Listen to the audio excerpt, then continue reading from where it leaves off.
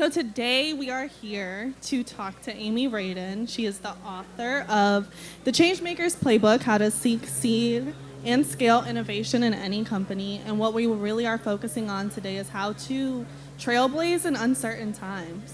So we're in a period of time where investors are more conservative about where their capital is going, employees are more cautious about where they work, and consumers are more mindful about where their dollars go. So Amy, with your expertise in mind, can you talk about one of your major values, which is qualitative data, and how can companies use smart data to make impact? Yeah. So first of all, thank you everybody for coming. It's great to be at Propelify on such a gorgeous day. And I grew up professionally in the credit card industry where hard data is king. And what I learned throughout my career that we attach almost an irrational amount of comfort in numbers just because they're numbers. So somehow when we see numbers on a spreadsheet, the answers feel very precise.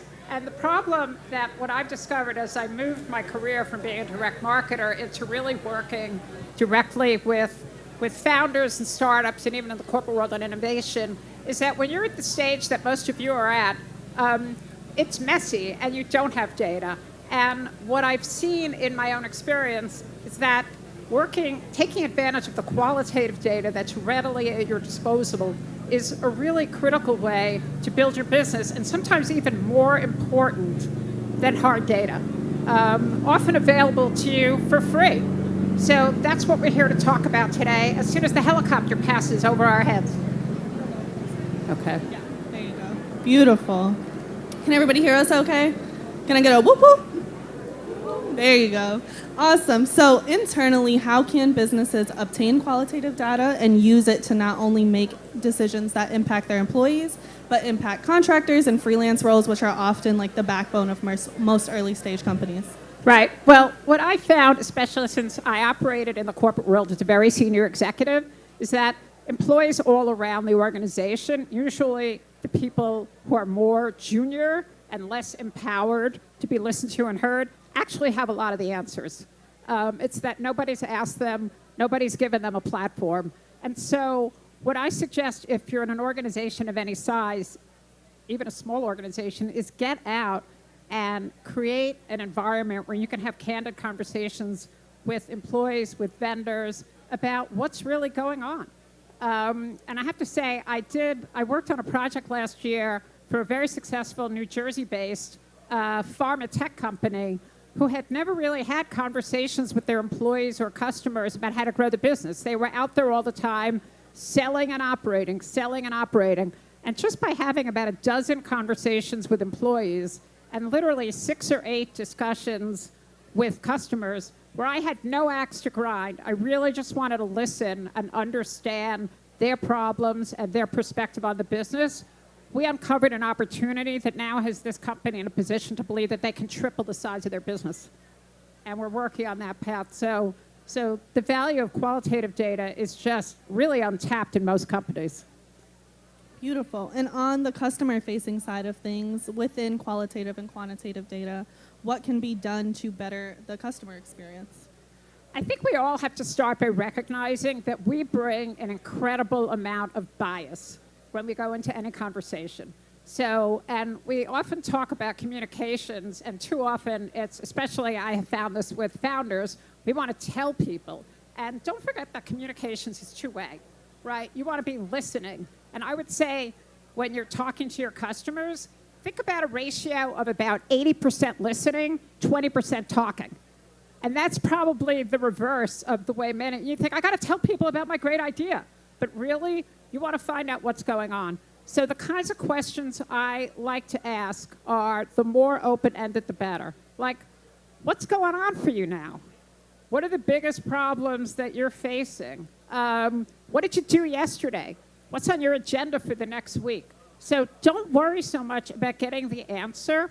And to my comment about bias, we come to a lot of conversations, and no matter how hard we try, we've got the answer pre-formulated in our head that we want to hear.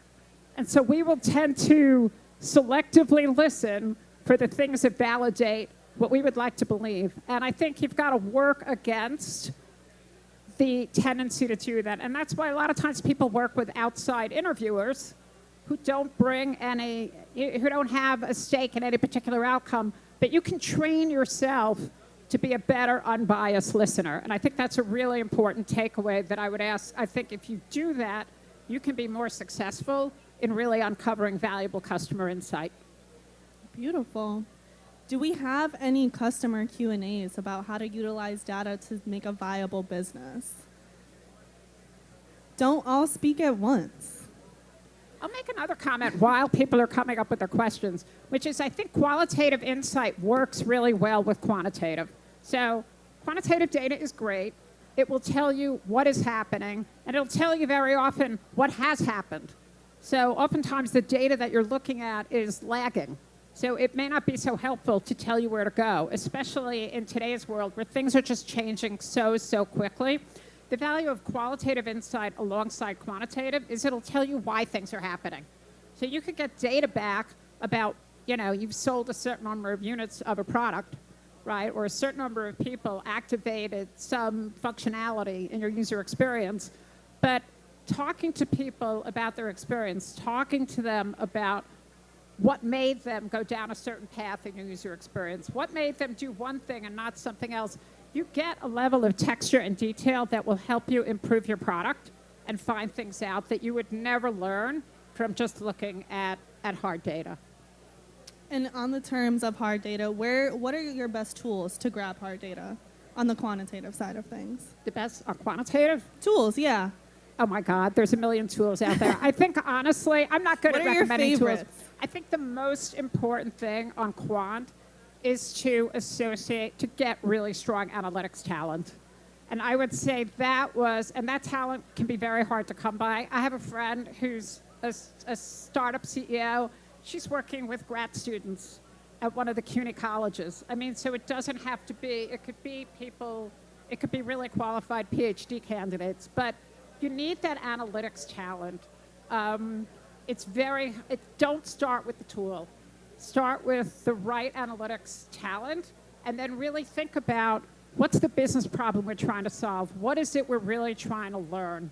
Because a tool is just a tool. What you need is the judgment, the intellectual curiosity, the mental capacity to figure out what do you do with the data. And I think starting by knowing, what is it I'm trying to figure out? What analytics talent can help me solve those problems? And then, okay, that analytics talent can help you figure out what are the right tools to use.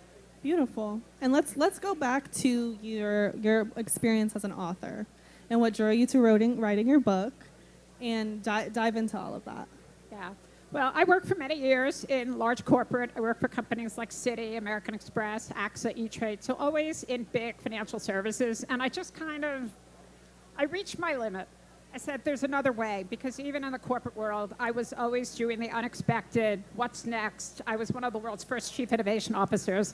And I realized that I had a lot of knowledge and passion around helping people get from an idea or a concept or an insight to a business at scale. And if there's one thing I know from working in large corporate America, it's what does it require to operate a business at scale? And I said, I want to take that knowledge and share it on a wider platform.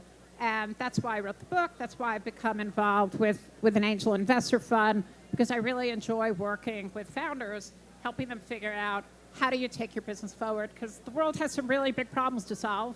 And oftentimes in big enterprises, those ideas don't get a say.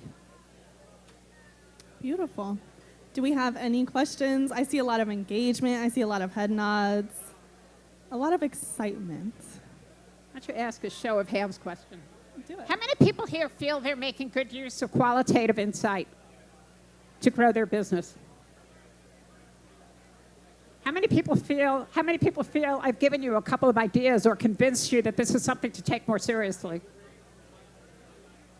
All right, good show of hands. In that case, and hopefully not to ask a leading question, but hopefully then I've succeeded.